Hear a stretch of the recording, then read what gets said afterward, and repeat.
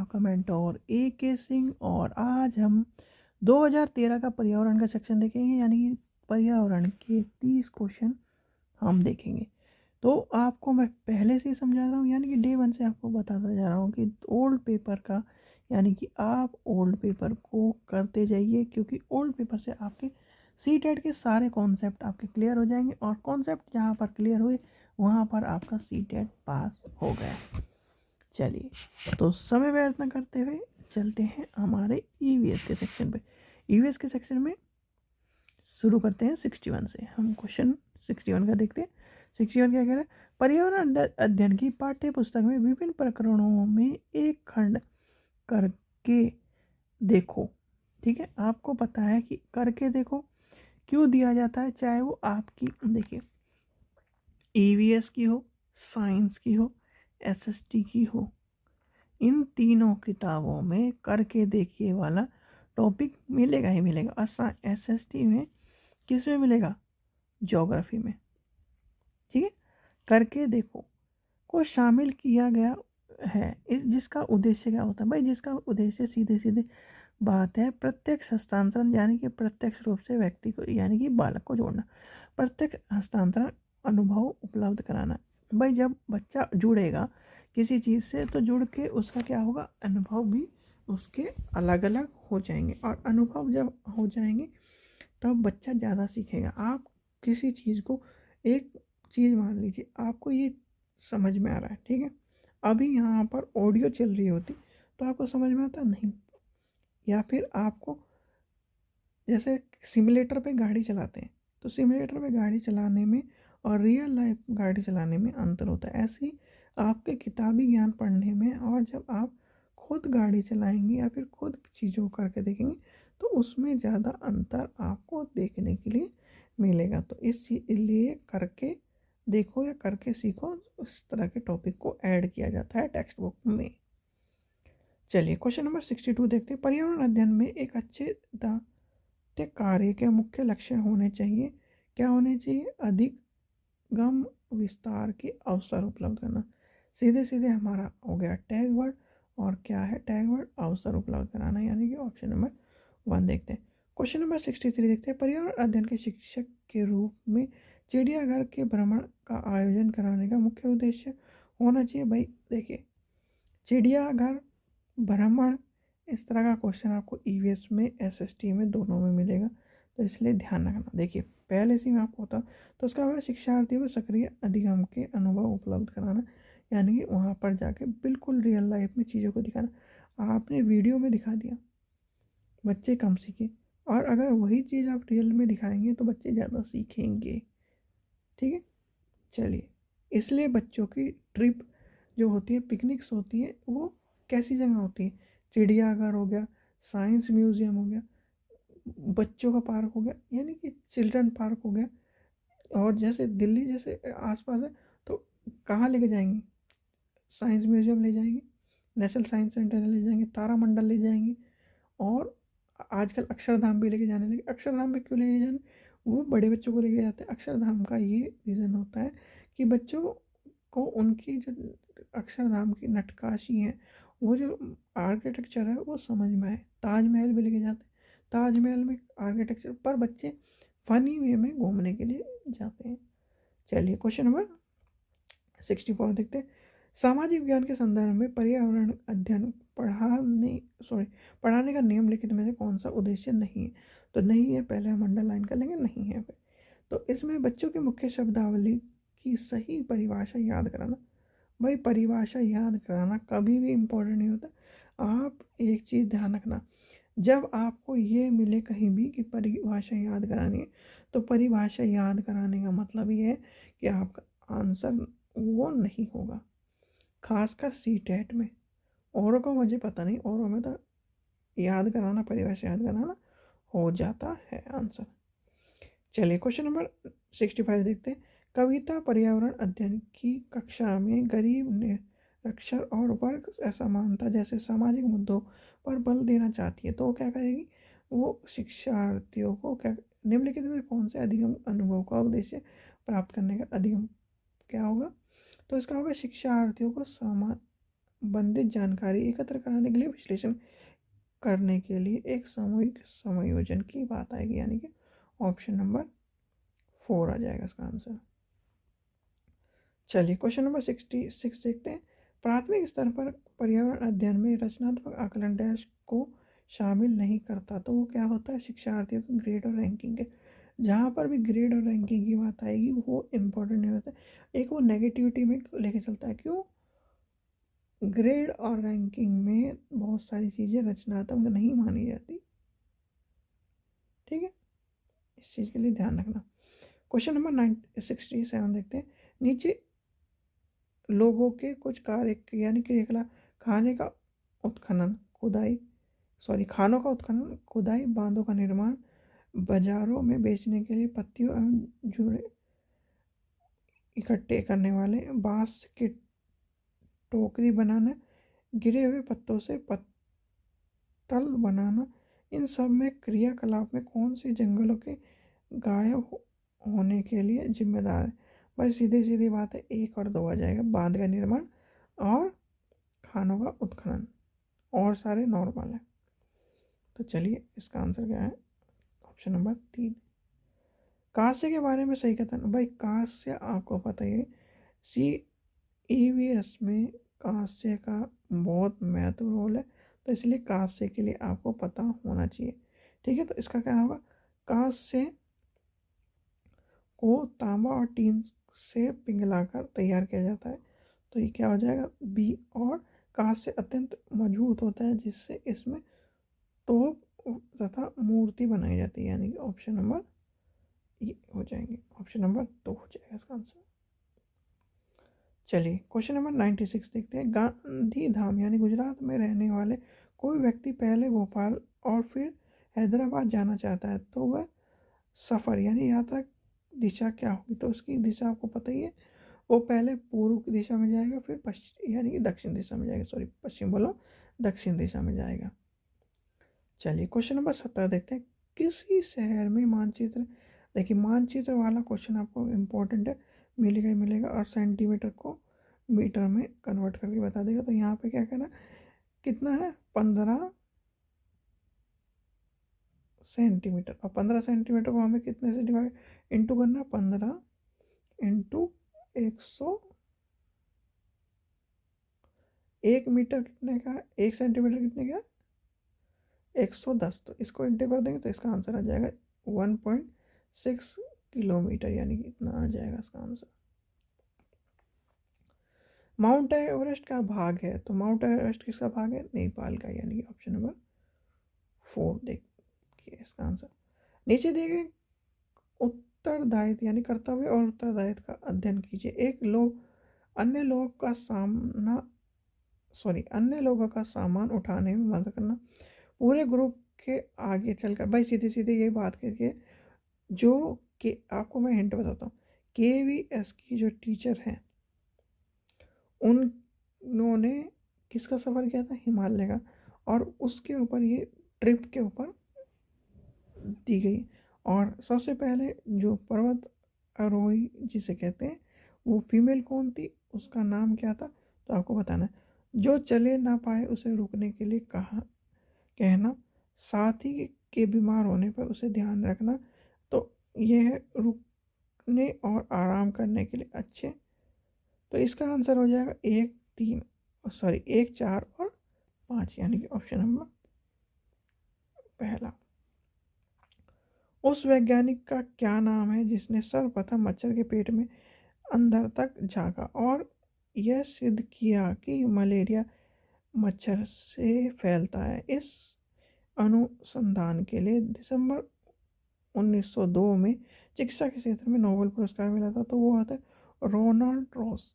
और Ronald Ross थे, जहाँ आपने कौन सी क्लास की किताब में, यानी कि आपकी जो US की क्लास की किताब है उसमें भी आपने पढ़ा होगा रोनाल्ड रॉस में, और रोनाल्ड रॉस का एक उसी चैप्टर में अनुवांशिकता की भी बात कही गई है। तो इसलिए मैं कहता हूँ आपको EVS के नोट्स ले लेने चाहिए। और EVS के नोट्स कितने में लेने, सिर्फ और सिर्फ 118 रुपये में सारे नोट्स मिले, यानी कि पेडागोजी भी उसमें, और आपके कक्षा 3, 4 और 5 के नोट्स भी मिल रहे हैं। तो वो जाकर आप ले लीजिए, जिससे आपको सारी चीज़ें समझ में आ जाए और एक एक चैप्टर के डिटेल वाइज समरी के तौर पर जो सीटेट में आता है वो नोट्स आपको मिलेंगे। तो लिंक डिस्क्रिप्शन में जाकर आप ले लीजिए। चलिए क्वेश्चन नंबर 74 देखते हैं। रजत ने अपने मित्र से कहा, मैं नहीं खेल सकता क्योंकि मुझे बुखार है। मैं कपकपात, बुखार, सिर दर्द, अन्यथा पसीने आने के चक्कर से गुजर रहा। रक्त की जांच में डॉक्टर ने मुझे एक कड़वी दवाई पिलाई। रजत को भाई सीधे सीधे बात क्या कह रहा है, कौन सी बीमारी? तो रजत को बीमारी है मलेरिया की, यानी कि ऑप्शन नंबर देखिए, मलेरिया में क्या होता है, कपकपी होती है, बुखार होता है, सर दर्द होता है, पसीने छूटते हैं, इस तरह का चीज़ें होती हैं। तो इसका आंसर होगा ऑप्शन नंबर पहला। मयादी बुखार, अतिसार, हैजा, ये सब चीज़ें अलग होती हैं। देखिए अल-बरूनी कौन था? अल-बरूनी आपको पता ही, अल-बरूनी क्या था, एक उज्बेकिस्तान का यात्री था जिसने एक किताब लिखी जो हमारे देश के इतिहास के बारे में जानकारी सहायक करती है। तो उसका नाम क्या है? उसका नाम आप कमेंट सेक्शन में बताइए। ये एसएसटी वालों के लिए, यानी कि हिस्ट्री का भी क्वेश्चन है एसएसटी के लिए, और किसका, ईवीएस का भी क्वेश्चन आपको मिल गया है। चलिए क्वेश्चन नंबर 76 है। रात में जागने वाले जानवर काला और सफ़ेद, आंख बंद करके याद रखना। जो देखिए 0 to 6 ईयर, वैसे तो आपके काम की चीज़ नहीं है, ये बड़े लेवल में एजुकेशन में पढ़ाई जाती है। 0 to 6 ईयर का जो बच्चा होता है वो क्या देखता है, black, sorry 0 to 6 year black and white ये देखता है। उसके बाद उसे कलर का महसूस होता है। आपने देखा होगा जो छोटा बच्चा होता है वो इधर उधर देखता रहता है। उसके 6 महीने बाद देखिए उसे, 6 महीने बाद वो चौंकना शुरू हो जाता है। क्यों चौंकना शुरू हो जाता है? क्योंकि उसे बहुत सारे कलर दिखना चाहिए। कहीं भी आप चली जाइए तो यही आपको समझने में आएगा कि आपका जो बच्चा होगा, जो आपका, जैसे भी उसे, अगर वो 6 महीने से ऊपर का है तो उसे कलर दिखने शुरू हो गए। अगर 6 महीने से नीचे का तो वो शांत रहेगा, और जैसे ही वो 6 महीने का होगा तो वो एकदम 6 महीने के 10 दिन के अंदर देखिए, यानी 6 महीने के 10 दिन के बाद देखिए तो वो बच्चा ऐसे चीज़ों को देखेगा और एक्साइटमेंट में रहता है उस टाइम पे। क्यों? क्योंकि उसे कलर नए नए दिखाई देने शुरू हो जाते हैं। वैसे ही जो रात में जागने वाले जानवर होते हैं उनको कलर कौन से दिखाई देते हैं, सफ़ेद और काला। Option number 3। और इम्पोर्टेंट क्वेश्चन है, इम्पोर्टेंट, जिसे इम्पोर्टेंट कहते हैं, याद रखना। हाथियों के झुंड के बारे में कथन दिया गया। हाथियों के झुंड में केवल हथिनियाँ और 14 से 15 साल के बच्चे होते हैं। बिल्कुल सही है, बात कह रहा है। हाथियों के एक झुंड में किसी एक ही परिवार का सदस्य होता है। बिल्कुल गलत बात है। झुंड की सबसे बुजुर्ग हथिनी ही पूरे झुंड के नेतृत्व करती है, यह भी सही बात है। और झुंड यानी कि ये गलत है। तो देखिए ये जो एनसीईआरटी के नन्हे हाथी के जो चैप्टर है उससे लिया गया है, तो नन्हे हाथी का आपको चैप्टर का पता होना चाहिए। इसलिए मैं कह रहा हूँ एनसीईआरटी के नोट्स वाली जो ईवीएस के एनसीईआरटी नोट्स है उसे ले लीजिए, और सिर्फ 118 रुपये मिल रहे हैं। 118 रुपये आजकल आप किसी भी चीज़ में वैसे ही उड़ा देते हैं खाने पीने में, यानी कि 118 रुपये में आज आप नोट्स ले लेंगे तो नोट्स का महत्व ज़्यादा है। और लिंक डिस्क्रिप्शन में दिया गया, ईवीएस के नोट्स जाकर ले लीजिए, जिससे आपको उन सब चीज़ों का महत्व पता चल जाए। बिल्कुल क्लियर नोट्स है, एक एक चैप्टर के नोट्स बताए गए हैं सारे। जैसे किसी मतलब कक्षा में 27 चैप्टर हैं तो 27 के 27 चैप्टरों के अलग अलग नोट्स हैं। ऐसे नहीं कि बहुत से किताबों की तरह एक ही जगह बंच करके दे दिया, और पेडागोजी अलग से दी गई है उन नोट्स में। चलिए क्वेश्चन नंबर 70 देखते हैं 78 क्या कह रहा है। क्वेश्चन नंबर 78 क्या कह रहा है, पंखुड़ियों के अंदर फूल के बीच में कुछ पतली पतली पाउडर जैसी रचनाएं दिखाई देती हैं, जिसे कहते हैं पराग, यानी कि ऑप्शन नंबर 3 हो जाएगा इसका आंसर। क्वेश्चन नंबर 79 देखते हैं। यदि आप रेलगाड़ी द्वारा अहमदाबाद जाएं तो आपको रेल स्टेशन पर अधिक कारिता बेचने वाले खाने कौन सी चीज़ मिले? भाई खाने, ये ओमना का सफ़र वाला चैप्टर है, तो इसलिए आपको पता होना चाहिए। ढोकला, चटनी और नींबू वाले चावल। इसलिए मैं कह रहा हूँ एनसीईआरटी के बिना ईवीएस का सेक्शन क्लियर नहीं होगा। और एनसीईआरटी पढ़ने बैठोगे तो आपको यही समझ में आएगा कि क्या चीज़ छोड़ें और क्या चीज़ रखें। तो इसलिए आपको नोट्स ले लीजिए, और 118 में आपको नोट्स मिले हैं तो लिंक डिस्क्रिप्शन में दिया गया है, वहाँ से आप नोट्स ले लीजिए, और नोट्स में सारी चीज़ें आपको क्लियर मिल जाएंगी। चलिए 80 के देखते हैं। पक्षी अपनी गर्दन बहुत तेज अधिक हिलाते हैं, वह सीधी सीधी बात है, जल्दी से वो देखने के लिए घुमाते हैं, क्योंकि उनकी आंखें क्या होती हैं, पक्षियों की आंखें की पुतली घूमती नहीं है, स्थिर होती है, इसलिए घुमाते हैं वो। चलिए क्वेश्चन नंबर 81 देखते हैं। निदान के पश्चात कोई डॉक्टर रोगी से कहता है कि उसे खून में होमोग्लोबिन की कमी है। भाई होमोग्लोबिन की कमी आजकल के टाइम में सबको हो रही है, तो इसलिए इस चीज़ का ध्यान रखें, क्योंकि होमोग्लोबिन की कमी आजकल इसलिए हो रही है, बच्चे जो हैं या फिर जो आजकल के लोग बाग हैं वो आयरन की चीज़ें कम खा रहे हैं, तो इसमें क्या उस रोगी को आयरन की कमी है। तो पूरी करने के लिए आंवला, हरी पत्ते की सब्जी और गुड़ खाना चाहिए। सबसे अच्छा जो आयरन का सोर्स है आंवला और गुड़ है, ठीक है, तो इसलिए खाना चाहिए। क्वेश्चन नंबर 82 देखते हैं। राष्ट्रीय यानी एनसीएफ 2005 में प्राथमिक स्तर के पर्यावरण अध्ययन के शिक्षक के मुख्य उद्देश्य होने चाहिए। तो स्वतंत्र रूप से प्रयोग करने वाले कुशलता, यानी कि इस चीज़ के बारे में क्या कह रहे हैं, इस चीज़ का ये देखिए, ये सारी चीज़ें देखिए गलत होंगी। अर्जन, कुशल अर्जन करना, फिर हो गया संकल्प आधारित विकास करना, फिर इसके संवाद करना, और सबसे इम्पोर्टेंट हमारा टैग वर्ड क्या है, बाहर के जीवन से जोड़ना, यानी कि इम्पोर्टेंट है। और टैग वर्ड कहीं भी कोई से सब्जेक्ट में बाहर के जीवन से जोड़ने की बात है और सीटेट की बात हो तो आपको याद रखना है, वो इसका आंसर हो जाएगा। चलिए क्वेश्चन नंबर 83 देखते हैं। निम्नलिखित में कौन सा प्राथमिक स्तर के पर्यावरण अध्ययन के पाठ्यचर्या की आवश्यकताओं के अनुरूप नहीं है।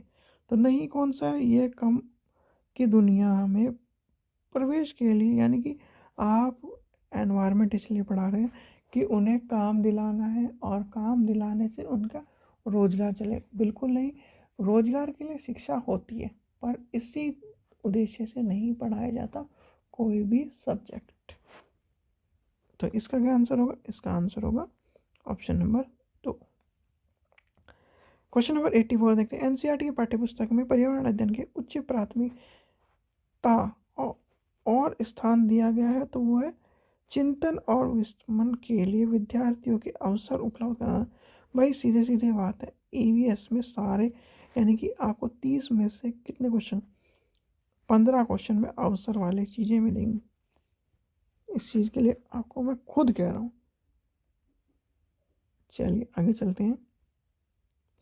क्वेश्चन नंबर 85 देखते हैं। पर्यावरण अध्ययन की पाठ्यपुस्तक में कविता और कहानी को शामिल करने के लिए निम्न में से कौन सा उद्देश्य नहीं है, तो वह शिक्षार्थियों के आनंद और मौज उपलब्ध कराना, यानी कि स्वतंत्र होना चाहिए, पर ये चीज़ें इम्पोर्टेंट नहीं है। चलिए क्वेश्चन नंबर 86 देखते हैं। पर्यावरण अध्ययन की एक अच्छी पाठ्यचर्या को बच्चे के प्रति जीवन के प्रति सही और विषय के प्रति होना चाहिए। पाठ्यचर्या की निम्नलिखित विशेषताओं में से कौन सी उपयुक्त है, तो इसका आंसर होगा यह शब्दावली और परिभाषाओं को पर बल देता है। कभी भी आपको इन चीज़ों पर शब्दावली और परिभाषा याद नहीं करानी और ना ही उन पर बल देना है। क्वेश्चन नंबर 87 देखते हैं। नल्ली कक्षा 3 के शिक्षार्थियों को जानवर हमारे साथी प्रकरण के से परिचित कराना चाहती है। प्रकरण और अधिक रोचक तरीके से प्रस्तुत करने के लिए क्या करेगी, तो वो है जानवर तथा उनके उपयोग पर आधारित फिल्म दर्शाएगी। अगर इस तरह की बात आए तो ये, नहीं तो उसे लाइव दिखाने के लिए झूले जाएगी। चलिए क्वेश्चन नंबर 88 देखते हैं। 88 का है, कक्षा 5 की एनसीईआरटी के पर्यावरण अध्ययन के पाठ्यपुस्तक में प्रत्येक पाठ के अंत में एक खंड को शामिल किया गया है। हम क्या समझे, ये सुझाव दिया गया है कि इस खंड में शामिल प्रश्नों के उत्तर का सही या गलत के रूप में आकलन नहीं किया जाए। यह परिवर्तन इसलिए किया गया है क्योंकि आपको पता ही क्यों किया गया है, तो इसका आकलन के विषय वस्तु होना चाहिए इस तरह से, यानी इसका ई इधर होगा ना, तो तो इसका आंसर होगा यस, जानने के शिक्षक की सहायता करता है कि बच्चे कैसे सीखते हैं, यानी कि ऑप्शन नंबर 4 हो जाएगा इसका आंसर। क्वेश्चन नंबर 89 देखते हैं। प्रयोगशीलता, खोजना, जांच पड़ताल और प्रश्न पूछना पर्यावरण अध्ययन के सक्रिय अधिगम की अनिवार्यता तत्वों पर निर्भर करता एक शिक्षक खाना जो हमें खाना चाहिए। भाई सीधे सीधी बात है, एनवायरनमेंट के सारे सम जो थीम्स हैं, सब थीम्स और वो सब चीज़ों को इंक्लूड करके क्या बनाया, तो इसमें शिक्षार्थियों से कहता है कि सभी स्वाभाविक स्रोतों के संबंधी जानकारी एकत्र करना और उपयुक्त चारों गतिविधियों में से कौन सी सक्रिय स्पष्ट होगी, तो ये आंसर होगा इसका आंसर। चलिए क्वेश्चन नंबर 90 देखते हैं। कक्षा 4 के शिक्षार्थी को हवा सब जगह है प्रकरण पाठ यानी कि पढ़ाते समय गतिविधियां निम्नलिखित में कौन सी योजना बनानी चाहिए। निम्नलिखित प्रस्तावना गतिविधि में से कौन सी प्रक्रिया को प्रभावित तरीके से पढ़ाने के लिए सार्थक नहीं है, तो वो क्या है, शिक्षार्थियों को क्षेत्रीय भ्रमण पर ले जाना। इसने क्या किया, सार्थक नहीं है। तो यहाँ पर जो क्षेत्रीय भ्रमण होगा वो इम्पोर्टेंट नहीं होगा। वो ये सब चीज़ें आप क्लास के वातावरण में भी समझा सकते हैं। क्यों समझा, कैसे समझा सकते हैं, आप जब पंखा चलाएंगे या फिर एक पेपर ले लीजिए या फिर एक जिसे हाथ वाला पंखा कहते हैं उससे लेकर उसे तेज़ी तेज़ी से हिलाइए, तो जब उसके मुंह पर हवा लगेगी, उसकी शर्ट हिलेगी या बच्चे की किसी भी शर्ट हिलेगी, हवा से उसके बाल उड़ेंगे, तो तब भी आप समझा सकते हैं। पर यानी कि क्या टॉपिक है, टॉपिक क्या है, देखिए हवा सब जगह। तो हवा सब जगह ये सब चीज़ें आपको समझा सकते हैं।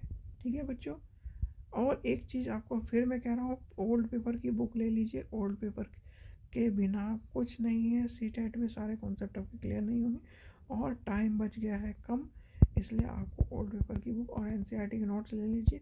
लिंक डिस्क्रिप्शन में दिया गया है, जाकर ले लीजिए। और आपसे सभी से रिक्वेस्ट है, आप वीडियो देखते हैं, चैनल को सब्सक्राइब नहीं करते, प्लीज़ चैनल को सब्सक्राइब कर करके, जिससे हमें इस तरह की मोटिवेशन मिलती रहे और हम आपके लिए साथ जुड़े रहें। ठीक है बच्चों, आशा करता हूँ आपको वीडियो पसंद आएगी। वीडियो पसंद आए तो लाइक करें, शेयर करें, चैनल को सब्सक्राइब कर करके, जिससे इस तरह की वीडियो मिलती रहती है।